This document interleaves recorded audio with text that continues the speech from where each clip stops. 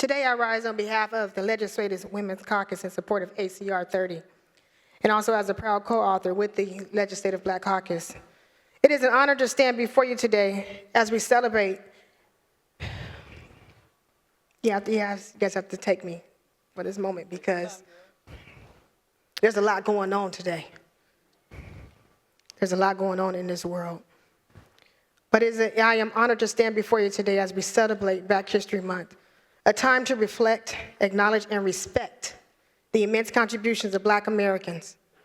I want to focus today on the full breadth of Black history, as Black history does not begin with slavery or end with the Civil Rights Movement.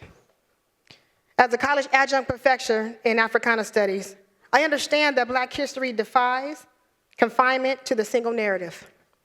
Instead, it courses through the very fabric of the American experience, extending its profound influence across global history as a multifaceted tapestry of resilience, innovation, and cultural influence. Out of the countless pivotal individuals who has helped to shape who we are today, I want to highlight a few that are pinnacle to the recognition of Black History Month. Beginning with Maria Stewart. She was one of the earliest Black women to speak publicly to a mixed audience on issues of race and gender in the 19th century, and the first known American woman to lecture on the abolitionist movement. Stewart challenged both white supremacy and sexism. She advocated for education, self-sufficiency, and equal rights for Black people.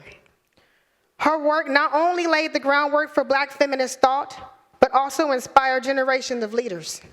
Leaders such as Isabella Bunfrey, who we know as Sojourner Truth, whose name means traveler for truth. She became one of the most powerful advocates for human rights and also women's rights. Leaders such as Ida B. Wells Barnett, who was an investigative journalist, sociologist, educator who dedicated her career to combating prejudice and violence and advocating for African American equality, especially that of women.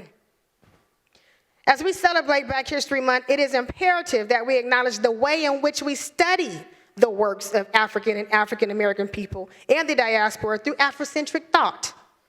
On this day, we honor scholars such as Dr. Malafi Asante, who was the founder of Afrocentricity, a theory that emphasizes African culture, history, and values. His theory has empowered generations to reclaim their identity and challenge the Eurocentric narrative that have too often dominated the telling of our history. One of the most influential scholars in this movement was Cheikh Anta Diop. His work challenged the prevailing Eurocentric narratives that sought to separate ancient Kemet, who a lot of us know as Egypt, from the rest of Africa. His research affirmed the undeniable contributions of Black Africans to the world history, science, and culture. I got one more for you. Another one is Dr. John Henrik Clarke, a Pan-Africanist, American writer, historian, professor who dedicated his life to correcting historical falsehoods and restoring Africa's rightful place in global history. His work confronted the distortions that has been perpetuated by Eurocentric thought and sparked a movement that once again inspired Black people to reclaim their heritage. Clarke's teaching reminds us that the struggle for historical truth is inseparable from the struggle for social justice.